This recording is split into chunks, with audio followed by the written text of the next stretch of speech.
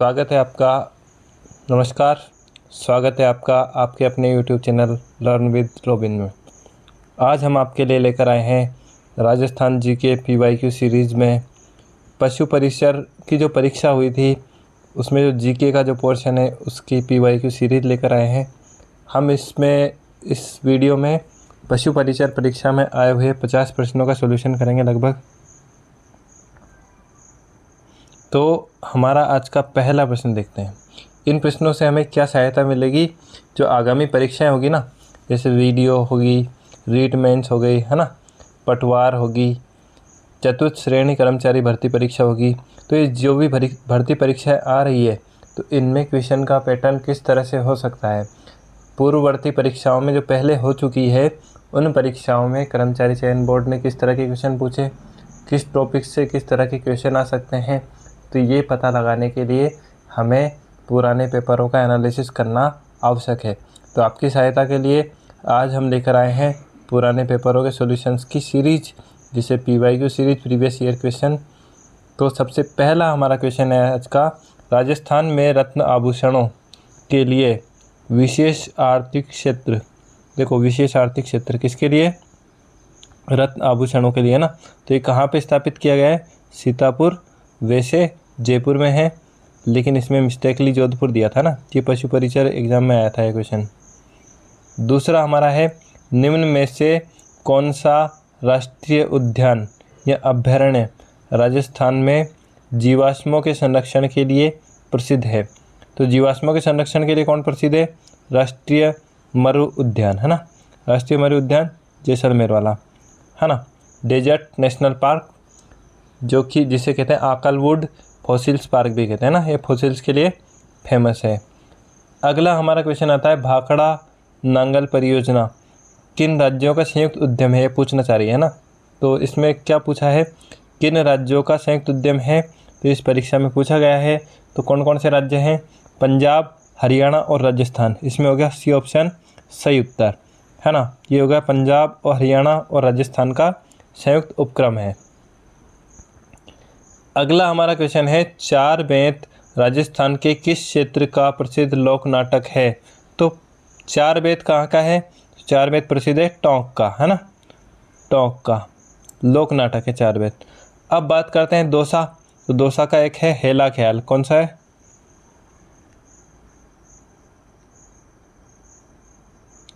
हेला नाम का एक ख्याल है, वो दौसा का प्रसिद्ध है ना, हेला ख्याल। और चार बेत हो गया टोंक का। अगला हमारा क्वेश्चन है, घग्गर नदी के तट पर स्थित प्राचीनतम किला कौन सा है? निम्नलिखित विकल्पों में से सर्वाधिक उपयुक्त विकल्प चुनें। तो घग्गर नदी के तट पर कौन सा किला हो सकता है, ये हम जानेंगे। तो सबसे पहले हम देखेंगे घग्गर नदी कहाँ पर बहती है? हनुमानगढ़ में। तो हनुमानगढ़ में कौन सा किला है? आमेर किला जयपुर में है, नाहरगढ़ जयपुर में, जयगढ़ भी जयपुर में। तो कौन सा होगा? भटनेर है ना। भटनेर किला घग्गर नदी के तट पर है ना। भटनेर किला घग्गर नदी के तट पर हनुमानगढ़ जिले में स्थित है। इसका निर्माण भूपत सिंह ने करवाया था। किसने करवाया था? भूपत सिंह ने है ना। ब्रह्मा मंदिर राजस्थान के किस क्षेत्र में स्थित है? तो ब्रह्मा मंदिर जो है वो पुष्कर में है। कहाँ पे है? पुष्कर, अजमेर में ना, पुष्कर में। अगला हमारा क्वेश्चन है, राजस्थान के पश्चिमी भाग में पाई जाने वाली कौन सी मृदा कम उपजाऊ होती है? तो कम उपजाऊ कौन सी होती है? मरुस्थलीय मृदा ना, जो रेगिस्तान वाली होती है। ये क्वेश्चन अभी जो LSA का एग्ज़ाम हुआ था उसमें रिपीट भी हुआ था। थोड़ा घुमा के रिपीट कर दिया था इसको कि जो किस मृदा में जल धारण की क्षमता सबसे कम होती है ना, ये करके। अगला हमारा क्वेश्चन है, राजस्थान के थार मरुस्थल में अत्यधिक उपयोगी होने के कारण कल्पवृक्ष किसे कहते हैं ना। तो थार का कल्पवृक्ष या रेगिस्तान का कल्पवृक्ष किसे कहते हैं? तो इसे ये कहा जाता है हमारे खेजड़ी को ना। खेजड़ी हमारा राज्य वृक्ष है, राज्य वृक्ष है ना। इसका नाम है प्रोसेपिस सिनेरेरिया, इसका वैज्ञानिक नाम भी है ना। अगला हमारा क्वेश्चन है, राजस्थान में ग्रीष्म ऋतु में चलने वाली शुष्क, गर्म एवं धूल भरी हवाएं कहलाती है। तो क्या कहलाती है? गर्म हवाएं चलती है ग्रीष्म ऋतु में, गर्मी में कहलाती है लू है ना, राजस्थान में चलने वाली। अगला हमारा क्वेश्चन है राजस्थान के कुछ मुख्य राष्ट्रीय उद्यान और अभ्यारण्य है। तो देखो इसमें ऑप्शन दिया है ए सीता माता अभ्यारण्य, ये राजस्थान में है। केवलादेव, ये भी राजस्थान में है। रणथंभौर, ये भी राजस्थान में है। अब डी में देखो दुधवा, दुधवा कहाँ है? तो दुधवा यूपी में है ना, दुधवा राष्ट्रीय उद्यान। तो क्या हो गया? ए बी सी हमारा सही उत्तर होगा। तो ए बी सी किस में दिया है? ए वाले ऑप्शन में ना, तो ये हमारा सही उत्तर हो जाएगा। अगला हमारा क्वेश्चन है केला देवी के मंदिर में कौन सा नृत्य किया जाता है? देखो केला देवी जो है इनका मंदिर करौली में है, और नृत्य कौन सा किया जाता है? तो लांगुरिया नृत्य। और गीत कौन सा गाया जाता है? तो गीत भी लांगुरिया है ना। देखो ढोल नृत्य प्रसिद्ध है जालोर का, ये जो बी ऑप्शन में ना ढोल नृत्य है, ये जालोर का प्रसिद्ध है। और अग्नि नृत्य कहाँ का है? अग्नि नृत्य प्रसिद्ध है बीकानेर का ना, ये जसनाती संप्रदाय के द्वारा किया जाता है अग्नि नृत्य। अगला हमारा क्वेश्चन है कौन सा नृत्य बैठी हुई मुद्रा में किया जाता है? अर्थात बैठकर किया जाने वाला नृत्य कौन सा है, हमसे पूछा गया है। तो ये नृत्य है 13 ताली। कौन सा नृत्य है? 13 ताली है ना, 13 ताली नृत्य। निम्नलिखित में से कौन से सूफी संत नहीं है? देखो हमसे क्या पूछा है? सूफी संत नहीं है, ये बात पूछी है। तो ऑप्शन दिया हमें बाबा फरीद, ख्वाजा मोइनुद्दीन चिश्ती, दादू दयाल, अमीर खुसरो। तो ये देखने से एक बार में पता चल रहा है दादू दयाल जो है वो सूफी संत नहीं है ना। अगला हमारा क्वेश्चन है संतों का जीवन इतिहास जो कविता रूप में राजस्थान में उपलब्ध है। देखो संतों का जो जीवन इतिहास होता है वो कविता के रूप में होता है, उसे कहा जाता है वचनिका। क्या कहा जाता है? वचनिका है ना, वचनिका। वचनिका होती है संतों के जीवन इतिहास से संबंधित। राजस्थान चित्रकला का प्रथम वैज्ञानिक वर्गीकरण किसने प्रस्तुत किया? तो राजस्थानी जो चित्रकला है उसका वैज्ञानिक वर्गीकरण प्रस्तुत किया था सबसे पहले आनंद केंटिश कुमार स्वामी ने। किन्होंने किया था? आनंद केंटिश कुमार स्वामी। इन्होंने एक अपनी किताब लिखी थी 1916 में। कब लिखी थी? 1916 में एक किताब लिखी थी राजपूत पेंटिंग्स के नाम से। किसके नाम से? राजपूत पेंटिंग्स किताब लिखी थी। उसमें राजस्थानी चित्रकला का प्रथम वैज्ञानिक वर्गीकरण इन्होंने किया था। अगला हमारा क्वेश्चन है बच्छावत की हवेली कौन से शहर में है? तो बच्छावत की हवेली कहाँ है? तो बीकानेर में। कहाँ पे? बीकानेर है ना। इसमें ऑप्शन भी देखो इस तरह से आए हैं, एक भी शहर बीकानेर के अलावा ऐसा शहर नहीं है जहाँ पे हवेलियाँ हो, है ना। जैसे अगर इसमें ऑप्शन में जैसलमेर होता, झुंझुनू होता, मंडाना होता, महनसर होता तो हमें थोड़ा कन्फ्यूजन हो सकता था, लेकिन यहाँ सीधी सीधी बीकानेर ऑप्शन में दिया और बाकी जो ऑप्शन दिए हैं चित्तौड़गढ़, सिवाना, जयपुर, यहाँ पे हवेलियाँ प्रसिद्ध नहीं है। अगला हमारा क्वेश्चन आता है राजस्थान की किस नदी पर मेजा बांध बनाया गया है? तो मेजा बांध कहाँ है? भीलवाड़ा में, है ना। ये कौन सी नदी पे बनाया है? कोठारी नदी। कौन सी नदी है? कोठारी नदी। एक जिला एक उत्पाद योजना राजस्थान के किस मंत्रालय के अंतर्गत आती है? देखो उत्पादन की बात है ना, तो उत्पादन कौन किसके अंतर्गत आएगा? वाणिज्य एवं उद्योग मंत्रालय, है ना, वाणिज्य एवं उद्योग मंत्रालय। इसमें क्या डिसाइड किया गया है? हर जिले का एक विशेष उत्पाद होगा, ये इसमें निर्धारित किया गया है। अगला हमारा क्वेश्चन है कौन सा राष्ट्रीय राजमार्ग राजस्थान से होकर नहीं गुजरता? तो NH जो 10 है वो राजस्थान से होकर नहीं गुजरता ना, ये तो नॉर्थ ईस्ट में है, हमारे राजस्थान में तो है ही नहीं। NH 11 ये गुजरता है जैसलमेर से होकर। कहाँ से होकर गुजरता है? जैसलमेर से होकर गुजरता है। NH 44 ये गुजरता है धौलपुर से, है ना। NH 44 जो उत्तर दक्षिण कॉरिडोर का है NH 44 है, कश्मीर से कन्याकुमारी को जोड़ता है NH 44 तो ये हमारे राजस्थान में धौलपुर ज़िले से गुजरता है ना।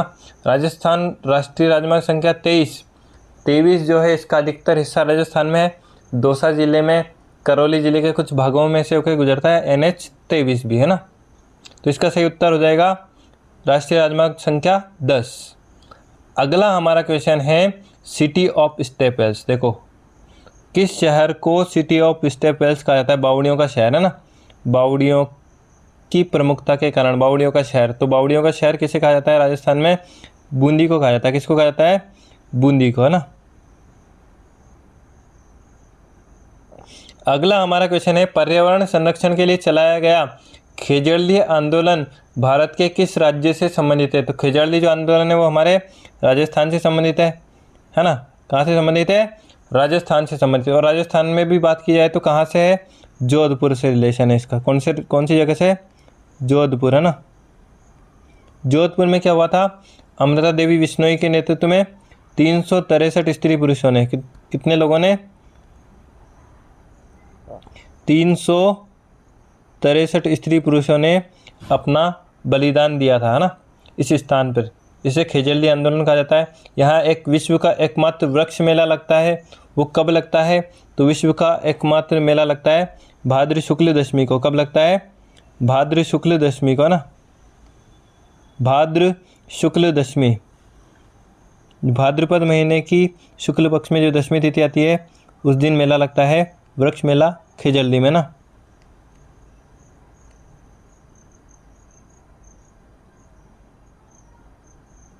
भाद्र शुक्ल दशमी को, ठीक है। अगला क्वेश्चन, राजस्थान के कौन से भाग में अधिकतम वर्षा प्राप्त होती है? तो राजस्थान में अधिकतम वर्षा कौन से भाग में होती है? दक्षिणी राजस्थान में, ना। झालावाड़ से लेकर उधर बांसवाड़ा का जो क्षेत्र है, उदयपुर, डूंगरपुर, प्रतापगढ़, इन क्षेत्रों में बारिश अधिक होती है। तो दक्षिणी राजस्थान इसका सही उत्तर हो जाएगा, है ना। अगला हमारा क्वेश्चन है, 2001 से 2011 के दशक में राजस्थान के किस जिले में जनसंख्या वृद्धि दर सर्वाधिक थी? है ना। सबसे ज़्यादा स्पीड से जनसंख्या कौन से ज़िले में बढ़ी थी, है ना। तो कौन से ज़िले में बढ़ी थी? तो ये बढ़ी थी बाड़मेर में। कौन से ज़िले में थी? बाड़मेर में, ना। वृद्धि दर सर्वाधिक थी बाड़मेर की। कितनी थी? तो ये थी 32.5%। कितनी थी? 32.5% की वृद्धि हुई थी 2001 से 2011 के बीच में। निम्नलिखित में से कौन सी संरचना तालाब का छोटा रूप है जो अधिकांश पश्चिमी राजस्थान में पाई जाती है? तो पश्चिमी राजस्थान में देखो, जो नाड़ी होता है वो एक जल स्रोत होता है, वो छोटा तालाब का ही रूप होता है, ना। तो नाड़ी इसका सही उत्तर हो जाएगा। अगला हमारा क्वेश्चन है, इस परियोजना के अंतर्गत रावी व्यास का अतिरिक्त जल, देखो रावी व्यास, इसमें जो एक्स्ट्रा पानी है वो राजस्थान में सिंचाई के लिए उपयोग किया जाता है, ना। तो देखो, सबसे पहले हम ऑप्शन देखेंगे ए, बिसलपुर बांध परियोजना। बिसलपुर राजस्थान में बनास नदी पर है, तो ये हमारा ऑप्शन सही नहीं हो सकता, क्योंकि रावी व्यास का पानी कहाँ से लाएगा? बिसलपुर, है ना। अगला पाचना, तो पाचना बांध कहाँ है? करौली में है, तो ये भी नहीं होगा हमारा। गांधी सागर, गांधी सागर कौन सी नदी पे? चंबल नदी पे, तो ये भी हमारा सही उत्तर नहीं होगा। सही उत्तर क्या होगा? सिद्धमुख बांध परियोजना। सिद्धमुख बांध परियोजना जो है पंजाब में है, और पंजाब में रावी और व्यास नदियां बहती है, तो उसके कारण हम सिद्धमुख और व्यास जो नदियां, सिद्धमुख बांध परियोजना है, इसमें रावी और व्यास का जो एक्स्ट्रा पानी होता है वो राजस्थान में सिंचाई के लिए उपयोग किया जाता है। राजस्थान में कौन सी एकमात्र नदी जो 12 महीनों तक बहती है? तो 12 महीनों तक बहने वाली नदी कौन सी है? वो है चंबल। कौन सी है? चंबल, है ना। 1944 से 56 के बीच बीकानेर के रेगिस्तानी गांवों में लगभग 300 स्कूल किसने खुलवाए थे? तो ये खुलवाए थे स्वामी केशवानंद जी ने। किन्होंने खुलवाए थे? स्वामी केशवानंद जी एक संत भी थे और शिक्षाविद भी रहे, है ना। इन्होंने बीकानेर में काम किया और लगभग 300 स्कूल खुलवाए थे। निम्नलिखित में से किसे राजस्थानी साहित्य का प्रथम गद्य लेखक कहा जाता है? तो राजस्थानी साहित्य का जो प्रथम गद्य लेखक है वो माना जाता है शिवचंद्र भारतीय को, है ना। शिवचंद्र भारतीय या भारतीय के दो, ना, एक ही बात है। इन्होंने सबसे पहले जो एक उपन्यास लिखा था 1903 में, वो उसका नाम है, उपन्यास का नाम कनक सुंदरी। क्या नाम है?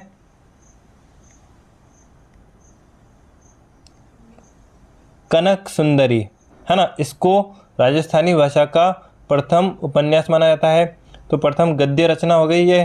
तो राजस्थानी साहित्य का प्रथम गद्य लेखक किसे माना जाता है? शिवचंद्र भारतीय को, ना, या भारतीय को। वह काव्यकृति जो किसी राजवंश या व्यक्ति की महान उपलब्धियों का वर्णन करती है कहलाती है। तो जो जिसमें किसी वंश की उपलब्धियों का वर्णन किया जाता है, किसी राजा की उपलब्धियों का वर्णन किया जाता है, उसे कहा जाता है रासो। क्या है? रासो। जैसे हम देखते हैं पृथ्वीराज रासो, हम्मे रासो, बिसलदेव रासो, तो रासो हो गए, है ना। अगला हमारा क्वेश्चन है, एक तार वाला संगीत वाद्य यंत्र जो विभिन्न प्रकार की धुनें और राग उत्पन्न कर सकता है। तो सबसे पहली बात देखने वाली है, सबसे ज़्यादा गौर करने वाली बात है एक तार वाला, जिसमें एक ही तार होना चाहिए। तो देखो पुंगी और खड़ताल ये तो तार वाले नहीं है। रावण हत्ता और एक तारा तार वाले हैं ना। तो रावण हत्ता में तो 4 तार होते हैं, तो ये भी नहीं होगा। अब एक तार वाला कौन सा है? एक तारा। तो एक तारा हमारा सही उत्तर हो जाएगा। अगला क्वेश्चन, शब्द 6 कौन सी बोली पर गुजराती प्रभाव दर्शाता है? तो गुजराती बोली में जो 6 शब्द बोला जाता है उसका प्रभाव पड़ता है राजस्थान की वागड़ी बोली पर। कौन सी पे? वागड़ी, है ना। वागड़ी कहाँ बोली जाती है? डूंगरपुर, बांसवाड़ा और उदयपुर के क्षेत्रों में, है ना। तो इसलिए वागड़ी बोली जो गुजरात से टच एरिया है उसमें बोली जाती है। उसमें गुजराती बोली का जो शब्द है 6 उसका असर आता है, प्रभाव आता है ना। राजस्थान के आदिवासी समाज का सबसे बड़ा मेला कौन सा है? तो देखो आदिवासियों का कुंभ जिसे कहा जाता है, सबसे बड़ा मेला बेणेश्वर मेला। कौन सा है? बेणेश्वर मेला। बेणेश्वर मेला कहाँ भरता है? तो कहाँ भरता है? नवा टापरा गांव डूंगरपुर में, है ना। डूंगरपुर में। कब भरता है? माघ पूर्णिमा को। कब भरता है? माघ पूर्णिमा। माघ जो महीना आता है ना उसकी पूर्णिमा को। तो माघ पूर्णिमा को बेणेश्वर मेला भरता है। इसे कहा जाता है आदिवासियों का कुंभ, है ना। और यहाँ संत माऊजी को समर्पित है। कौन से संत को समर्पित है? संत माऊजी को। अगला हमारा क्वेश्चन है, जयपुर के निकट भावगढ़ बंदिया गांव में कौन सा मेला लगता है? तो भावगढ़ बंदिया गांव जयपुर के निकट दे रखा है। तो सबसे पहले देखते हैं जयपुर के निकट कौन कौन नहीं है, इनको क्रॉस कर देते हैं ना। पहले तो शीतला माता जयपुर में पड़ता है। करणी माता, करणी माता जयपुर में नहीं है ना, बीकानेर में। तो कपिल मुनि, कपिल मुनि भी कहाँ भरता है? कोलायत बीकानेर में। तो ये दोनों तो बीकानेर में है ही नहीं, है ना, इनको क्रॉस कर दिया हमने। अगला हमारा है खलकाणी माता और शीतला माता। तो देखो शीतला माता भरता है चाकसू में और खलकाणी माता भरता है भावगढ़ बंदिया गांव में। तो सही उत्तर हो जाएगा खलकाणी माता, हमारा सही उत्तर हो जाएगा ना। यहाँ पे गधों का मेला लगता है, खलकाणी माता का गर्दब मेला, है ना, गधों का मेला। राजस्थान में अरावली क्षेत्र की विशेषताओं की पहचान कीजिए। तो अरावली क्षेत्र की विशेषताओं की पहचान करना है, क्या इनमें से है क्या नहीं है। तो अरावली पहाड़ को आडावल पहाड़ भी कहा जाता है। सही बात है, आडावल भी कहते हैं अरावली को। ये बिल्कुल सही बात यहाँ पर है ना। दूसरा, अरावली पर्वत श्रृंखला विश्व की प्राचीनतम श्रृंखला मानी जाती है। बिल्कुल सही बात है। इसकी ऊंचाई दक्षिण पश्चिम से उत्तर पूर्व की ओर बढ़ती है। नहीं, बिल्कुल गलत है ना। ये वाली बात गलत है, क्योंकि उत्तर पश्चिम से दक्षिण पश्चिम से उत्तर पूर्व की ओर ऊंचाई घटती है ना। दक्षिण पश्चिम की ओर ऊंचाई बढ़ती है और उत्तर पूर्व की ओर जैसे जैसे जाते हैं हम तो ऊंचाई घटती जाती है। गुरु शिखर अरावली की सबसे ऊंची चोटी है। ये भी बिल्कुल सही बात है। तो सही उत्तर क्या होगा? ए, बी और डी। तो ए, बी, डी किस में है? डी वाले ऑप्शन में ना। तो डी वाला ऑप्शन हमारा सही उत्तर हो जाएगा। अगला क्वेश्चन हमारा, राजस्थान भारत के किस भाग में स्थित है? तो भारत के कौन से भाग में है? उत्तर पश्चिम में। कौन से भाग में राजस्थान? उत्तर पश्चिम में, है ना।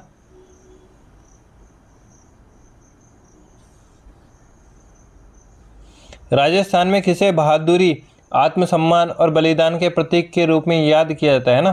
तो ये याद किया जाता है अमर सिंह राठौड़ को, है ना। किसको याद किया जाता है? अमर सिंह राठौड़ को। अगला हमारा क्वेश्चन है, महाराजा सूरजमल ने राजस्थान का कौन सा शहर बसाया था? तो महाराजा सूरजमल ने बसाया था भरतपुर, है ना। भरतपुर एकमात्र जाट रियासत है राजस्थान की, है ना, एकमात्र जाट रियासत। सागरमल गोपा एक लोकतंत्रवादी और स्वतंत्रता सेनानी थे। इनका संबंध किस राज्य से था? तो इनका संबंध अपने राजस्थान से था। इनको जैसलमेर जेल में जिंदा जला दिया गया था। इन्होंने किताबें लिखी। इनकी प्रसिद्ध किताबें हैं रघुनाथ सिंह का मुकदमा, जैसलमेर में गुंडाराज, आज़ादी के दीवाने, है ना। तो आज़ादी के दीवाने, जैसलमेर में गुंडाराज और रघुनाथ सिंह पर मुकदमा, है ना। इन्होंने 3 किताबें लिखी जो फेमस है।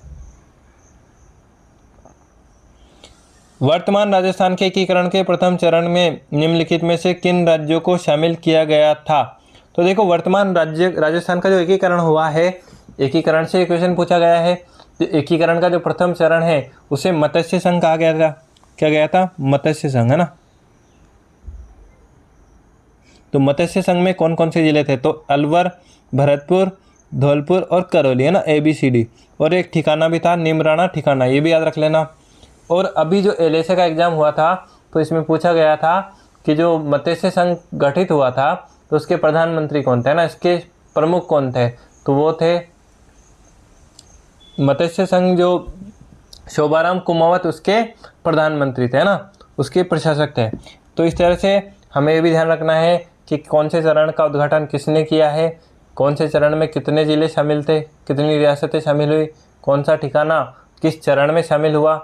तो ये सारी चीज़ें हमें ध्यान देनी होगी, क्योंकि क्वेश्चन कहीं से भी पूछा जा सकता है। आगामी जो रीट मेंस की परीक्षा है, वीडियो की हो चाहे आप पटवारी की तैयारी कर रहे हो, तो सभी परीक्षाओं में इस तरह के क्वेश्चन आपको देखने को मिलेंगे।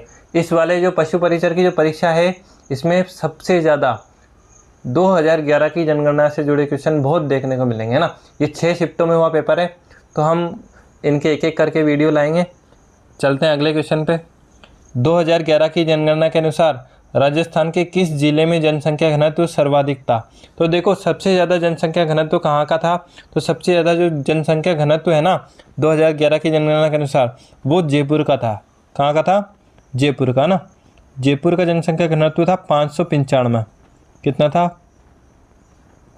595, है ना। 1 वर्ग किलोमीटर में 595 लोग रहते थे 2011 की जनगणना तक जयपुर शहर में। और अभी जो जनगणना होगी 2027 में होनी है, तो उसके नए आंकड़े आएंगे बाद में। 2011 की जनगणना के अनुसार राजस्थान का सबसे कम जनसंख्या वाला जिला है। तो सबसे कम जनसंख्या भी जैसलमेर की, और सबसे कम जनसंख्या घनत्व भी जैसलमेर का, ना। सबसे कम जनसंख्या भी बात करें तो जैसलमेर की, और सबसे कम जनसंख्या घनत्व भी करें तो जैसलमेर का, ना। लगभग 6,70,000 यहाँ की जनसंख्या थी, है ना, 2011 की जनगणना के अनुसार। 2011 की जनगणना के अनुसार राजस्थान के किस जिले में सबसे कम लिंगानुपात पाया गया था, ना। तो सबसे कम लिंगानुपात किस जिले में पाया गया था? धौलपुर में पाया गया था। कहाँ पे पाया गया था? धौलपुर में, है ना। सबसे कम लिंगानुपात धौलपुर में, धौलपुर में, है ना। धौलपुर में कितना लिंगानुपात पाया गया था? तो 846, है ना, 846। और सबसे ज़्यादा लिंगानुपात कौन से जिले का था? तो सबसे ज़्यादा की अगर बात करें सर्वाधिक, तो वो था डूंगरपुर का। कहाँ का था? डूंगरपुर, है ना, इसका सर्वाधिक था, सबसे ज़्यादा था। और डूंगरपुर का कितना था? 994, है ना, 994, 994, ये भी याद रखना है। लिंगानुपात सबसे कम धौलपुर का था 846, और सबसे ज़्यादा कहाँ का था? डूंगरपुर का था 994। तो इस बार जिला पूछा है, हो सकता है अगले किसी एग्जाम में पूछ लिया जाए कि राजस्थान के धौलपुर ज़िले का लिंगानुपात कितना था, है ना। क्योंकि सबसे कम है इसलिए पूछ सकता है, सबसे ज़्यादा वाला भी पूछा जा सकता है एग्ज़ाम में। बीच वाले ज़िलों का एग्ज़ाम में पूछा नहीं जाएगा, इतने गहन आंकड़े नहीं पूछे जाते ना एग्ज़ाम में। तो सबसे पहले सबसे ज़्यादा वाला 994 डूंगरपुर, और सबसे कम 846 धौलपुर। ये दोनों आपको याद रखने होंगे। अगला हमारा क्वेश्चन है, जनगणना 2011 के अनुसार निम्न में से राजस्थान का कौन सा जिला दूसरा अधिकतम जनसंख्या वाला जिला था? तो जनसंख्या वाले ज़िले हमें कम से कम 5 याद रखने चाहिए, है ना। तो सबसे पहला जयपुर है, उसके बाद दूसरे नंबर पे किसकी बात आती है? दूसरे नंबर पे बात आती है जोधपुर की। किसकी बात आती है? जोधपुर की, है ना। जोधपुर कौन सा है? दूसरे सबसे अधिक जनसंख्या वाला दूसरा जिला जोधपुर। अगला हमारा क्वेश्चन होगा, निम्नलिखित में से कौन सा कथन राजस्थान के विश्व मानचित्र पर स्थिति के संदर्भ में सही है ना। राजस्थान विश्व का जो मानचित्र है उस पर राजस्थान की स्थिति कैसी है? तो राजस्थान दक्षिणी गोलार्ध में स्थित है, ऑप्शन ए में कहा गया है, तो ये गलत बात है। राजस्थान तो उत्तरी गोलार्ध में है। कर्क रेखा राजस्थान के दक्षिणी भाग से होकर गुजरती है, ये बात बिल्कुल सही है ना। कर्क रेखा दक्षिणी भाग से होकर गुजरती है। अगला है कर्क रेखा राजस्थान के मध्य भाग से होकर गुजरती है, बिल्कुल गलत बात है। भूमध्य रेखा राजस्थान के उत्तरी भाग से होकर गुजरती है, ये भी बिल्कुल गलत बात है। राजस्थान से दक्षिण से गुजरती है ना, राजस्थान की कहीं से भी नहीं गुजरती, भूमध्य रेखा से राजस्थान बहुत अधिक दूरी पर है। तो इसका सही उत्तर हो जाएगा कर्क रेखा राजस्थान के दक्षिणी भाग से होकर गुजरती है ना। कर्क रेखा की राजस्थान में लंबाई कितनी है? 26 किलोमीटर। राजस्थान का अधिकतम जो क्षेत्र है वो कर्क रेखा के उत्तर में स्थित है, कर्क रेखा के उत्तर में स्थित है ना। अगला हमारा क्वेश्चन है, राजस्थान में कौन सी नदी वैदिक एवं पुराण काल से संबंधित है? तो वैदिक और पौराणिक काल से संबंधित कौन सी नदी है? सरस्वती नदी है ना, सरस्वती नदी। सरस्वती नदी, इसका अवशेष कौन सी नदी है वर्तमान में? तो घग्गर नदी है ना, ये बहती है हनुमानगढ़ में। निम्नलिखित में से राजस्थान की सबसे बड़ी खारे पानी की झील कौन सी है? तो सबसे बड़ी खारे पानी की झील की अगर बात की जाए तो सबसे बड़ी वाली कौन सी है? सांबर। कौन सी है? सांबर। सांबर झील का निर्माण किसने करवाया था? वासुदेव ने। कौन से शिलालेख के अनुसार? बिजोलिया शिलालेख के अनुसार है ना। ये लूणकरणसर जो झील है ये स्थित है बीकानेर में, लूणकरणसर बीकानेर में। पचपदरा बाड़मेर में है ना। डिडवाना नागौर में है ना, डिडवाना जो है डिडवाना कुचामन नागौर। भरतपुर के गंगा मंदिर का निर्माण महाराजा बलवंत सिंह ने 1845 में शुरू किया था और निर्माण कार्य कितने वर्षों तक जारी रहा? तो देखो 1845 से लेकर 1937 तक। कब तक? 1937, मतलब 90 वर्ष तक ये निर्माण कार्य जारी रहा। इस मंदिर का, गंगा मंदिर है ना भरतपुर में, इस मंदिर का निर्माण कार्य चलता रहा 90 साल तक है ना। तो इसका निर्माण शुरू कराया था बलवंत सिंह जी ने, उनके बाद 2-3 राजा हो गए और ब्रजेंद्र जी जो राजा थे उन्होंने पूरा करवाया था इसका ना। भरतपुर एक जाट रियासत थी। राजस्थान में विवाह के अवसर पर पुरुष किस प्रकार की पगड़ी पहनते हैं? तो विवाह के अवसर पर कौन सी पगड़ी पहनी जाती है? मोठड़ा। कौन सी पहनी जाती है? मोठड़ा नाम की जो पगड़ी है वो पहनी जाती है ना। मदील जो पगड़ी है वो पहनी जाती है तीज पे। कब पहनी जाती है? तीज पर है ना। और लहरिया पहनी जाती है, सॉरी मदील तो दशहरे पे पहनी जाती है ना। मदील जो है दशहरे पे पहनी जाती है ना, मदील पगड़ी। और लहरिया पहनी जाती है तीज पे। लहरिया पगड़ी तीज पे पहनी जाती है, मदील पगड़ी दशहरे पे पहनी जाती है। अगला हमारा क्वेश्चन है, राजस्थान में 14 जनवरी मकर संक्रांति के दिन पतंग महोत्सव किस शहर में मनाया जाता है? तो पतंग महोत्सव 14 जनवरी को मनाया जाता है जयपुर में। कहाँ पे मनाया जाता है? जयपुर में है ना। वैसे पतंग महोत्सव एक उदयपुर में मनाया जाता है, लेकिन जब मकर संक्रांति की बात हो तो जयपुर आएगा ना। नीलगाय एक प्रजाति है, निम्नलिखित विकल्पों में सर्वाधिक उपयुक्त चुने। तो नीलगाय प्रजाति किसकी है? तो नीलगाय हिरण की स्पीशीज है। किसकी? हिरण की। तो ये पेपर आया था, ये जो क्वेश्चंस लिए हमने ये पशु परिचर के पेपर में जीके पोर्शन से आए हुए हैं। पशु परिचर का पेपर 6 शिफ्टों में हुआ है। एक वीडियो में सारे क्वेश्चंस को इंक्लूड करना संभव नहीं था, हम इसके लिए और भी सीरीज लेकर आएंगे। और अभी तक जो कर्मचारी चयन बोर्ड के द्वारा जो पेपर करवाए गए हैं उनका एनालिसिस भी आपके लिए लेकर आए हैं, इसलिए हमसे जुड़े रहें। चैनल को लाइक करें, सब्सक्राइब करें और बेल आइकन को प्रेस कर दें ताकि जब भी हम कोई नई वीडियो डालें तो अपडेट्स आपको मिलती रहे। और